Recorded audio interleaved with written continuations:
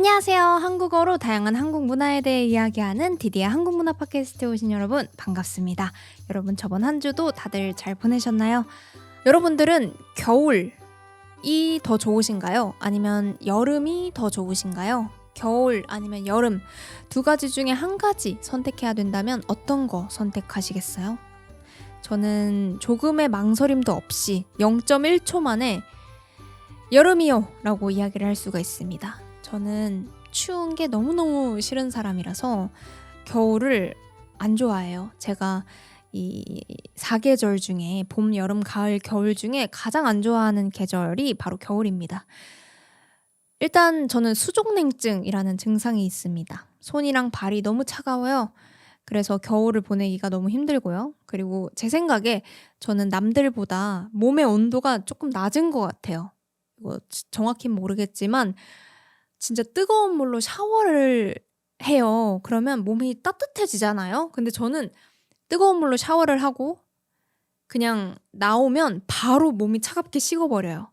그러니까 그 온도 조절을 잘 못하는 사람인 것 같아서 겨울은 저한테 좀 힘들어요. 그래서 사실 겨울에 대해서 팟캐스트에서 제대로 이야기한 적도 없을 거예요. 그렇게 좋아하지 않기 때문에. 한국 드라마 같은 거 보면 그냥 주인공들 다 코트, 멋있는 코트 입고 뭐 날씨도 좋아 보이고 이래서 되게 별로 안 춥다고 생각하시는 분들도 있을 것 같은데 아마 뭐 2월 아니면 1월에 한국을 방문해 보신 분들이라면 다들 그 한국의 추위가 얼마나 무서운지 많이들 알고 계실 거예요. 오늘 한국의 온도가 마이너스 지금 11시인데 밤 11시인데 한국의 온도는 마이너스 3도입니다. 그리고 최저 기온이 한 마이너스 8도까지 떨어졌어요. 그런데 저번 주는 더 추웠어요. 막 마이너스 16도 막 이렇게 떨어져서 굉장히 너무너무 추운 한 주였는데 이 춥기로 유명한 나라들이 몇 군데가 있잖아요. 러시아나 뭐 노르웨이 아니면 뭐 핀란드, 캐나다 이런 곳들이 있는데 제가 한번 찾아봤어요. 러시아의 오늘 기온이 몇 도 정도 되는지 찾아보니까 한국이 마이너스 3도라고 했잖아요. 러시아도 모스크바가 마이너스 3도였습니다. 왜 추운 나라, 춥기로 유명한 나라에 한국이 없는 거죠? 라고 물어보고 싶은 그런 기분이었어요. 한국 물론 제가 아까 핀란드 날씨를 찾아봤거든요. 그랬더니 마이너스 23도라고 하더라고요. 이렇게 물론 한국보다 너무 추운 나라는 분명히 있죠. 남극도 있고 너무너무 추운 나라도 있지만 한국도 겨울이 많이 추워요. 그래서 겨울이 참 지내기가 힘든데 희망적인 소식을 하나 들었어요. 제가 뉴스를 보니까 기후학자, 이제 날씨가 어떻게 될 건지 이런 걸 연구하시는 분이 이제 곧 봄이 올 거다라고 하시더라고요. 원래 봄 하면은 한 3월, 4월 정도는 돼야지 이제 날씨가 따뜻하다라고 느끼게 되는데 올해는 봄이 좀 일찍 온다라고 하시더라고요. 한 2월 말에서 3월 초 정도가 되면은 이제 날씨가 금방 따뜻해질 거예요라고 하시더라고요. 그래서 오, 좋은데? 라고 생각했죠. 근데 그 뒤에 또 다른 소식이 있었는데 이제 여름이 굉장히 길어질 것이다 라고 하셨대요. 올해는 여름이 4월부터 11월까지 여름일 거다 라고 하셨대요. 이거는 가봐야 알겠지만 원래 한국 여름 하면은 보통 7월, 8월 정도로 생각을 하거든요. 조금 길게 보면 6월, 7월, 8월, 9월 정도인데 올해 여름은 거기에 플러스 4개월, 8개월 정도로 아주 길 거다라고 말씀을 하셨대요. 근데 사람이 이렇게 겨울을 싫어하는 사람도 또 막상 여름이 되면 이제 너무 더운데 겨울 언제 오지? 이렇게 생각하시는 분들도 있고 겨울이 좋다고 하셨던 분들도 막상 겨울이 너무 춥고 그러면 날씨 언제 풀리지? 날씨가 언제 따뜻해지지? 이런 거 기다리게 되시는 분들도 있잖아요. 그래서 이번 여름이 8개월이나 된다고? 그러면 이렇게 겨울을 싫어하는 나도 좀 겨울 이 시원한 차가운 추운 날씨가 그리워지지 않을까라는 생각을 하게 됐습니다. 그래서 만약에 대한민국에 이제 겨울이 없어진다면 정말 겨울을 너무 싫어하던 저조차도 이거는 겨울에 하는 거 좋았는데 겨울에 이거는 좀 그립다라고 할 만한 것들이 있지 않을까 생각을 해봤어요. 그래서 오늘은 만약에 한국에 겨울이 없어진다면 좀 그리워질 만한 그만큼 좋은 겨울에만 즐길 수 있는 겨울에 즐겨야 좋은 것들에 대해서 이야기를 해보려고 합니다. 그러니까 지금 이 너무너무 추운 계절에 한국 여행 오신 분들 막상 오긴 왔는데 너무 추워서 당장 우리나라로 돌아가고 싶어요 라고 생각하시는 분들이 있다면 그래도 이런 것들 한국 겨울에만 즐길 수 있다고 하니까 좀 즐겨보자 이렇게 생각해 보시는 것도 좋을 것 같고요. 또 너무 따뜻한 나라에서 와서 한국 겨울 한국에 사는데 이런 겨울을 나기가 너무 힘들다 하시는 분들 그 마음 너무 잘 알지만 저와 함께 남은 겨울을 좀 즐겨보자 하는 마음으로 오늘은 겨울의 장점들, 한국 겨울의 좋은 점들 이야기해 보도록 하겠습니다. 네, 그러면 재밌게 들어주세요.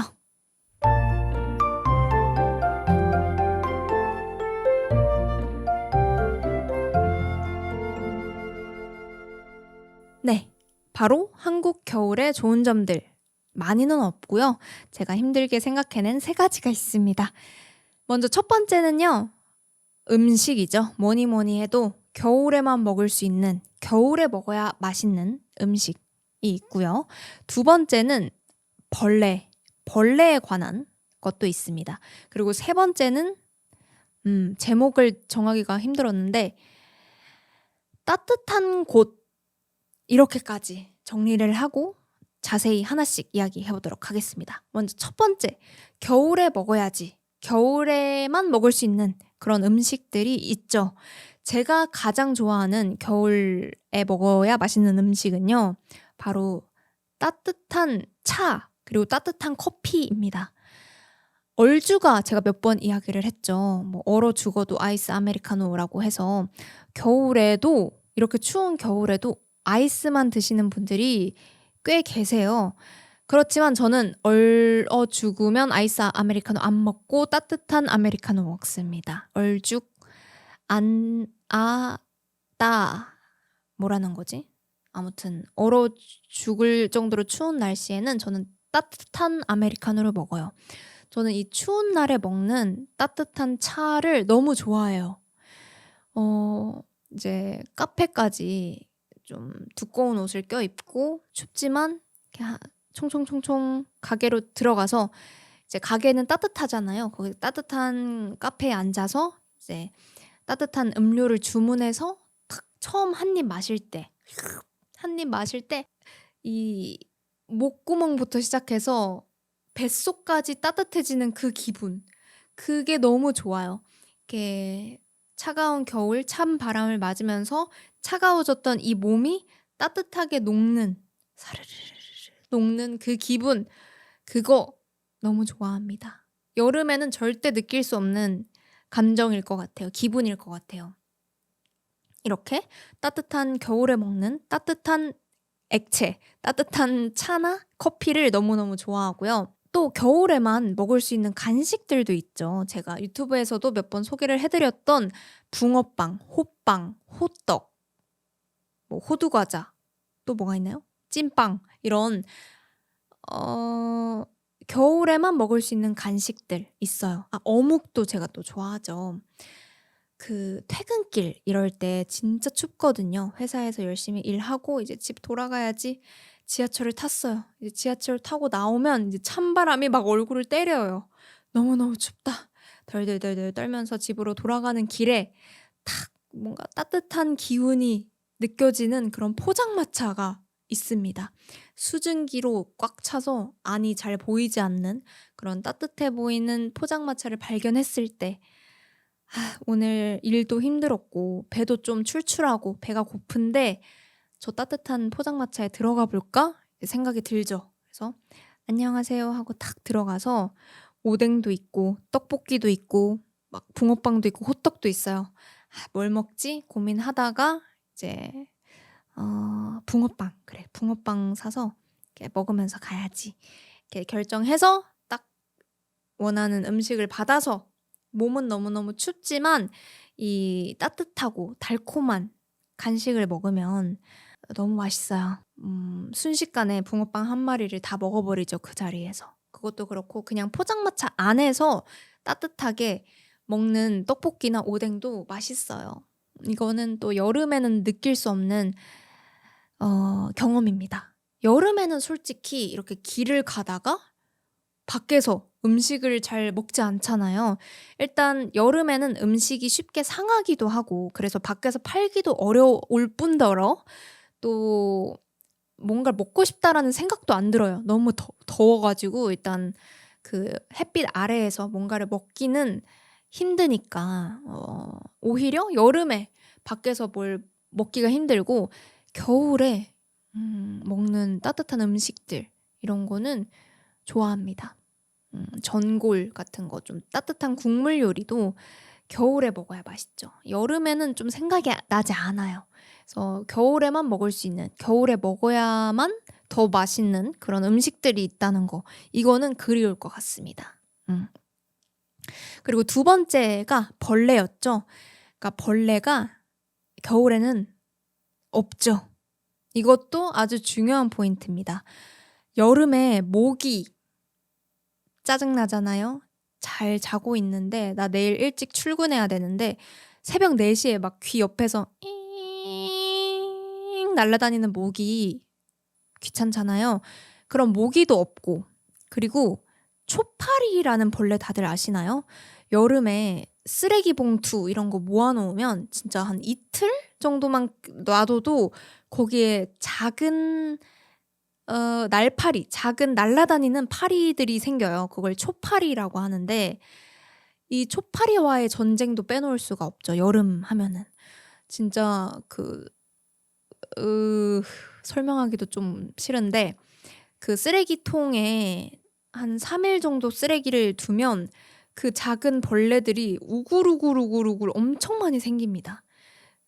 걔네들이 알을 낳아서 막 거기 안에 애벌레들이 또 돌아다니고 어 아마 그 쓰레기 집에서 청소해 보신 분들은 다 공감하실 거예요. 여름 벌레들, 벌레와의 전쟁. 그거를 겨울에는 하지 않아도 되니까 좋아요. 그러니까 겨울에는 한 일 주일 정도 쓰레기 그냥 모아 놨다가 한 번에 버리러 가면 되니까 이건 또 덜 귀찮아서 좋습니다. 그리고 세 번째 장점이 제가 따뜻한 곳이라고 했었죠. 따뜻한 곳이 뭐냐면 그거죠. 이불 속 아니면 집 안 이렇게 따뜻한 곳에서 바라보는 겨울 풍경이 또 예술입니다. 여름이 없는 나라에 사시는 분들이 가장 부러워하는 게 바로 눈이라고 합니다. "아 저는 눈을 진짜 보고 싶어요."라고 하시는 분들이 많더라고요. 근데 여러분 눈이 이렇게 보기에만 예쁘지 밖에서 막 몇 시간씩 서서 눈을 맞는다. 아니면 눈이 와서 쪼끔 질척질척해진 그 도로를 걸어 다니거나 아니면 그 눈이 꽁꽁 얼어서 미끄러운 곳에서 운전을 해야 된다거나 하면은 이제 그때부터는 '아 눈이 안 좋은 점도 있구나.' 이거를 아실 거예요. 이제 눈이 보기에만 예쁩니다. 그래서 한국에서는 눈을 예쁜 쓰레기라고 부르는 사람들도 있거든요. 참 예쁜데 아무튼 귀찮은 부분들이 많아요. 하지만 여전히 예쁩니다. 방 안에서 이렇게 따뜻한 이불 속에서 창밖을 바라보는데 막 눈이 펑펑 내려요. 그거를 이제 바라보고 있으면 오히려 마음이 따뜻해져요. 여름에 이렇게 이글이글 막 열기가 있는 그런 바깥 풍경을 보는 것보다도 이제 겨울 방 안에서 눈 내리는 그 풍경을 보는 게 따뜻한 기분이 느껴질 때가 있어요. 그래서 따뜻한 곳에서 바라보는 겨울 풍경은 예쁩니다. 제가 이걸 최근에 또 언제 느꼈냐면 제가 여행을 갔을 때 머물렀던 숙소에 자쿠지라는 욕조가 있었어요. 그 야외에 욕조가 이렇게 크게 있어서 따뜻한 물을 받아 놓고 야외에서 목욕을 할 수 있는 그런 곳이 있었습니다. 이렇게 가림 벽이 있어서 밖에서는 보이지 않고 혼자서 프라이빗하게 목욕을 할 수 있는 야외 목욕탕 같은 게 있었어요. 거기서 목욕을 했는데 마침 그날 눈이 내리더라고요. 그래서 제가 처음으로 눈을 맞으면서 목욕을 해 봤는데 이게 굉장히 좋았어요. 어 제가 최근에 느껴본 '와 좋다.' 하는 느낌 중에 베스트에 들어갈 정도로 너무 좋은 경험이었어요. 막 공기는 시원하잖아요. 밖에 공기는 너무 상쾌하고 너무 시원한데 눈이 막 아름답게 내려요. 하지만 나는 이 따뜻한 뜨거운 물에 들어 있기 때문에 전혀 춥지 않아요. 따뜻한 곳에서 바깥 공기를 이렇게 마시면서 아름다운 눈을 맞으면서 그리고 바라보면서 하는 목욕 너무 좋았어요. 그래서 '나중에 야외에 이렇게 욕조가 있는 집에서 살고 싶다.' 그런 꿈을 잠깐 꿨는데 이렇게 따뜻한 곳에서 바라보는 겨울 풍경은 너무너무 예뻐요. 그래서 아마 겨울이 없어진다면 그 뜨거운 물에서 목욕하면서 맞았던 눈이나 아니면 따뜻한 이불 속에서 막 귤 까먹고 오렌지 작은 오렌지 있죠, 한국 과일. 귤이나 딸기 같은 거를 먹으면서 창밖을 바라보며 그냥 뒹굴뒹굴 하던 그 모습은 제가 아마 '그리워할 것 같다.'라는 생각이 들었습니다. 이렇게 세 가지는 제가 정말 '그리워할 것 같다.'고 생각이 들었는데요. 여러분들은 어떠세요? 제가 겨울을 싫어하는 사람이 힘들게 생각해낸 세 가지라서 제가 모르는 겨울의 매력들이 있을 수가 있어요. 그래서 혹시나 여러분들 중에 '나는 겨울이 너무너무 좋아요.' 하시는 분들이라면 여러분들이 생각하는 겨울의 매력은 무엇인지 댓글로 많이 남겨주시면 감사하겠습니다. 음.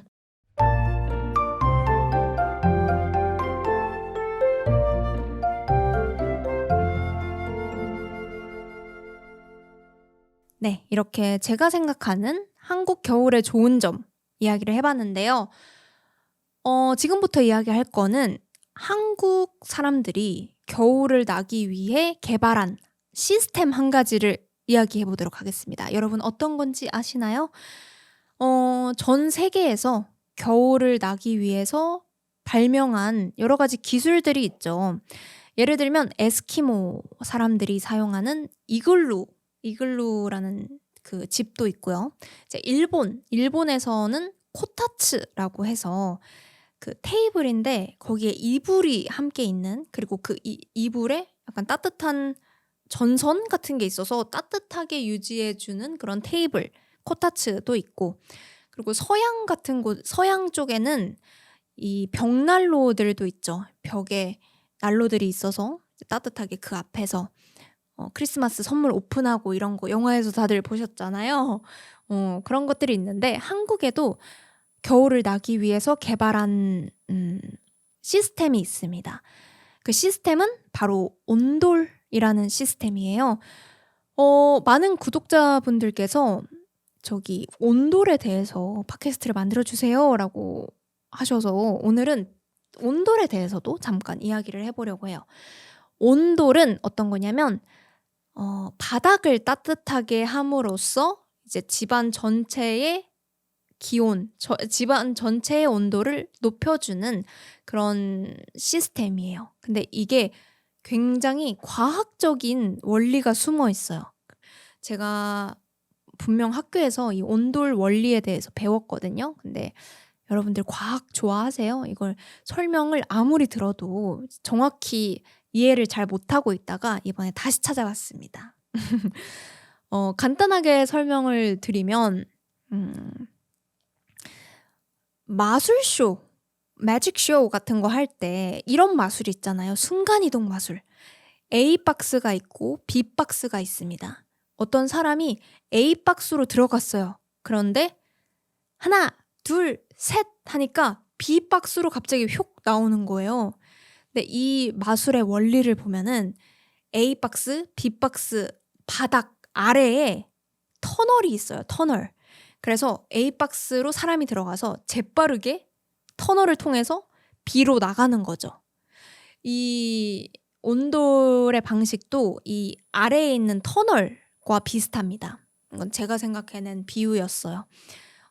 한국은 이렇게 집이 있으면 그 집 밖에 그 아궁이라고 불을 떼는 곳이 있었어요. 불을 피우는 곳이 있었습니다. 그 아궁이에서 불을 피우면 연기가 날 것 아니에요. 연기가 막 뜨거운 연기가 나잖아요. 그런데 이 연기를 아까 얘기했던 A박스, B박스 아래에 있던 터널 같은 곳에 그 연기를 보내요. 근데 이거를 과학적으로 디자인을 해서 이 연기가 빠르게 움직일 수 있도록 그 높이를 좀 다르게 해서 디자인이 되었습니다. 높이가 조금 다른 터널에 따뜻한 연기를 보내서 이 연기가 좀 그 안에 오래 머물 수 있도록 그렇게 디자인되어 있는 터널이 있어요. 그래서 이 터널이 따뜻해지면 그 위에 있는 바닥이 이제 따뜻해지는 거죠. 듣고 계시는 분들 이해가 될까요? 아래에 있는 터널이 따뜻해지니까 그 위에 있는 바닥이 이제 따뜻해지는 거예요. 자, 이제 과학 이야기 하겠습니다. 여러분들 과학 시간에 다들 배우셨죠? 따뜻한 공기는 위로 갈까요? 아래로 갈까요? 그리고 차가운 공기는 위로 갈까요? 아래로 갈까요? 따뜻한 공기는 위로 갑니다. 이제 과학적인 원리로 인해서 따뜻한 공기는 위로 가고요. 차가운 공기는 아래로 가는 성질이 있어요. 그러니까 이 바닥이 따뜻하면 바닥에서 이 따뜻한 기온이 올라가게 돼요. 왜냐하면 뜨거운 공기는 위로 올라가기 때문에. 그리고 차가운 공기는 다시 내려가겠죠. 그러면 그 차가운 공기는 다시 바닥을 만나서 따뜻해집니다. 이렇게 따뜻한 공기가 뱅글뱅글뱅글 돌게 되면서 집안 전체의 공기가 따뜻해지는 원리를 사용한 것이 바로 온돌이라는 시스템입니다. 어떤가요? 저 조금 똑똑한 설명이었나요? 여러분들 이해 다들 되셨나요? 이런 시스템인데 지금도 이런 온돌 시스템을 사용하냐라고 물어본다면 지금은 조금 다른 시스템을 사용하고 있어요. 이 온돌을 사용할 때 문제점이 있는데요. 아까 그 나무를 아니죠. 아궁이에서 불을 피운다고 했는데 이렇게 불을 피우기 위해서는 장작이라는 거를 계속 불에 넣어줘야 돼요. 불이 계속해서 탈 수 있도록 나무 조각 같은 거를 넣어줘야 돼요. 그런데 한국은 여러분들 아시다시피 그렇게 땅이 크지 않습니다. 그리고 나무들도 그렇게 많지 않아요. 그래서 이 나무들을 구하는 게 너무 힘든 거예요. 나무를 너무 많이 써야 되는 거예요. 그래서 그 다음으로 생각해낸 게 연탄이라는 재료였습니다. 연탄은 뭐라고 할까요? 까만색 돌 같은 거라고 할까요? 우리 그 고기 구워 먹을 때 사용하는 숯 있잖아요. 그거랑 조금 비슷해요. 제가 영어 이름을 찾아봤는데 coal, kneaded coal이라고 하더라고요. coal, C-O-A-L, coal. 그 연탄을 사용해서 불을 피워서 그 따뜻한 공기를 순환하는 거. 그러니까 그 터널은 그대로 있지만 이제 그 아궁이에서 불을 피우는 방식을 바꾼 거죠. 그 첫 번째로 바꿨던 게 연탄입니다. 연탄은 나무보다 훨씬 싸고 그리고 오랫동안 열을 가지고 있을 수가 있어서 연탄을 많이 사용했는데 문제가 있었어요. 이 연탄, coal, 연탄을 태우면 안 좋은 물질이 나왔어요. CO, 일산화탄소라고 몸에 해로운, 몸에 안 좋은 물질이 나왔습니다. 그런데 아까 그 터널이 좀 오래 시간이 흐르고 계속 사용하다 보면은 나도 모르게 어느 순간 금이 가기도 한단 말이죠. 크랙이 생기기도 해요. 그러면 그 크랙을 통해서 연기가 빠져나갈 거고 그 연기가 바닥으로 올라올 거고 아까 얘기했던 그 공기가 순환하는 공기가 방 안에서 이렇게 돌아가는 구조를 거쳐서 결국에는 그 안 좋은 물질이 방 안에 이렇게 퍼지게 되는 거예요. 그래서 한국에서 이 일산화탄소 연탄에서 나온 이 공기를 마셔서 사망하는 사람들이 너무 많이 생겼어요. 죽는 사람들이 생긴 거죠.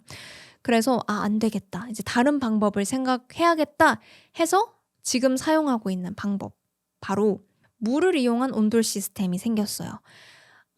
이제는 불을 사용하지 않고 보일러 난방이라고 해서 물을 따뜻하게 데워요. 그런 다음에 이 바닥을 따뜻한 물이 지나가게 해서 따뜻하게 만들고, 이제 전체 분위기를 훈훈하게라는 표현 할까요? 이제 공기가 좀 따뜻한 거를 한국에서는 훈훈하다, 그러니까 공기가 훈훈해졌다 이렇게 이야기를 하는데, 훈훈한 공기를 만들어 줍니다. 그래서 지금 사용하는 거는 다 보일러라고 일반적으로 많이 불러요. 그 물을 데워서 사용하는 그 보일러를 많이 사용해요. 그런데 이 보일러는 참 안전하고 좋긴 한데 단점이라고 하자면 좀 많이 비싸요. 그래서 한국 사람들이 겨울만 되면 이 보일러 값, 난방비를 걱정하는 모습, 다들 걱정하고 있을 거예요. 평소보다 한 2배 정도 높은 돈을 내야 되거든요, 이제 보일러를 틀기 시작하면은. 그래서 보일러 값이 조금 많이 나온다는 단점은 있지만, 그래도 이렇게 추운 겨울에 따뜻하게 지낼 수 있는 게 얼마나 감사합니까. 네, 그래서 제가 재밌었던 에피소드가 하나 있는데, 저희 집에 일본에서 온 친구를 초대한 적이 있었어요. 근데 일본은 이런 바닥 난방 시스템을 사용하지 않아요. 그 이유는 일본에는 나무로 된 건물들이 많은데, 나무로 된 건물들은 이렇게 바닥에서 열이 나온다고 해서 그 열을 잡아주지 못합니다. 한국 그 아파트들은 다 콘크리트, 돌 이런 걸로 된 거기 때문에 열을 잘 잡아주는데, 일본은 나무로 된 건물들이 많아서 열을 잡아주지 못한다고 해요. 그래서 이런 보일러 시스템을 경험해 보지 못한 친구가 저희 집에 놀러 와서 제일 처음으로 한 말이 "바닥이 따뜻해" 였어요.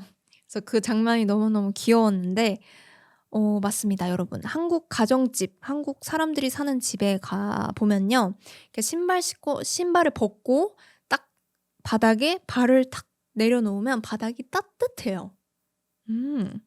그 기분이 참 좋습니다. 그래서 한국 사람들은 오히려 보일러를 틀어 놓고 바닥에 앉아 있는 그런 문화도 발전이 됐다라고도 합니다. 그래서 이렇게 따뜻한 보일러 틀어 놓고 바닥에 누워서 잠들기도 하고 그래요. 다른 나라 같으면 바닥이 너무너무 차가우니까 그런 걸 상상하지 못할 수도 있는데, 한국은 바닥이 참 따뜻하다는 거, 이것도 한국 겨울의 좋은 점이 될 수도 있을 것 같아요. 그런데 이 보일러 값이 너무너무 비싸서 막 하루 종일 보일러를 좀 센 온도로, 아주 뜨거운 온도로 유지할 수가 없어요, 보일러 값이 비싸서. 그래서 사용하는 게 전기장판이라고 해서 생각해 보면 온돌의 미니 버전이에요. 이렇게 매트인데 침대 위에 올려 놓는 매트에 그 따뜻하게 하는 그런 전기장판도 꼭 사용을 하고, 아니면 저처럼 이런 핫팩 같은 거를 안고 있는 분들도 있고, 그리고 수면 양말 같은 거 신고 따뜻하게 몸의 온도를 유지하시는 분들도 있습니다. 그래서 한국 가정집에서 살고 계시는 분들은 보일러 그래도 22도 정도로 맞춰 놓고 생활하시고, 밖에 나갈 때는 보일러 조금 내려 놓고 그렇게 따뜻하게 겨울 지내실 수 있었으면 좋겠어요. 한국에서 느낄 수 있는 이 보일러 시스템을 충분히, 따뜻한 바닥 충분히 만끽하셨으면 좋겠습니다. 충분히 즐기셨으면 좋겠습니다. 여기까지 한국의 겨울 좋은 점, 그리고 온돌 시스템에 대한 이야기였습니다. 네, 지금 아시안 게임도 하고 있죠. 동계 아시안 게임, 막 컬링 이런 것도 하고 있고, 뭐 피겨 스케이팅, 스피드 스케이팅 이런 것도 하고 있는 걸로 봐서 겨울에만 즐길 수 있는 스포츠들도 있죠. 그런데 제가 스키장을 태어나서 딱 한 번밖에 안 가봤어요. 그때도 진짜 너무 추워서 진짜 발이 너무너무 시렵고 손이 너무 시려워서 거의 눈물이 날 뻔한 그런 기억밖에 없어서 다음 겨울에는 좀 겨울 스포츠 즐길 수 있는 곳도 한 번쯤은 가보고 싶다는 생각도 들었습니다. 또 거기서 발견할 수 있는 매력도 있을 것 같아서 다음 겨울에는 스키장을 가볼까 하는 생각도 들었습니다. 오늘 팟캐스트 끝까지 듣느라 고생 많으셨고요. 마지막으로 공지사항 한 가지 드리도록 하겠습니다. 디디의 한국문화 팟캐스트는 페이트리온 그리고 유튜브 멤버십을 하고 있습니다. 이 팟캐스트가 계속해서 재밌고 더 다양하고 더 풍부한 주제를 가지고 좋은 콘텐츠 만들 수 있도록 응원해주고 싶으신 분들은 아래에 있는 링크를 눌러서 여러분들의 마음을 보내주실 수가 있습니다. 보내주신 마음 정말 감사합니다. 그리고 저와 함께하는 프리토킹 수업이 있어요. 저랑 같이 한국어 연습하고 싶다 하시는 분들 있을 수 있거든요. 제가 아직 수업을 오픈해 놓진 않았는데 수업에 대한 정보, 언제 할 수 있는지 어떻게 할 수 있는지 궁금하신 분들은 저의 이메일로 보내주시면 제가 보내드리도록 하겠습니다. 저의 이메일은 ddfromkorea@gmail.com입니다. 아래에 적어뒀으니까 저와 함께 한국어 회화 연습, 자유롭게 한국어로 이야기하는 수업 기다리고 있겠습니다. 같이 이야기해요. 저도 최근에 정말 감사하게도 일본 구독자분께서 일본어 회화 수업을 해주실 수 있다고 연락을 주셨어요. 그래서 그 분과 함께 첫 번째 일본어 회화 수업을 했는데 행복했습니다. 그냥 제가 배우고 있는 언어로 대화할 상대가 있다라는 것 자체로 너무너무 행복했고요. 또 언어를 사용해보지 않으면 내가 지금 잘하고 있는 건가? 못하고 있는 건가? 이런 것들을 파악하기 어려우니까 이렇게 나의 외국어를 들어줄 수 있는 원어민과 함께하는 수업은 또 많이 도움이 될 수 있겠다라는 걸 다시 한번 느꼈고, 나도 구독자님들에게 혹은 다른 한국어 공부하시는 분들에게 좋은 연습 상대가 되어드릴 수 있도록 노력해야지라는 그런 자극도 받았습니다. 아무튼 저와 함께하는 수업 참가하실 분들 기다리고 있겠습니다. 네, 오늘 팟캐스트도 들어주셔서 감사하고 저는 그럼 다음 팟캐스트랑 다음 라이브로 돌아오도록 하겠습니다. 여러분 모두 좋은 여러분 모두 좋은 하루 그리고 좋은 밤 보내세요. 안녕.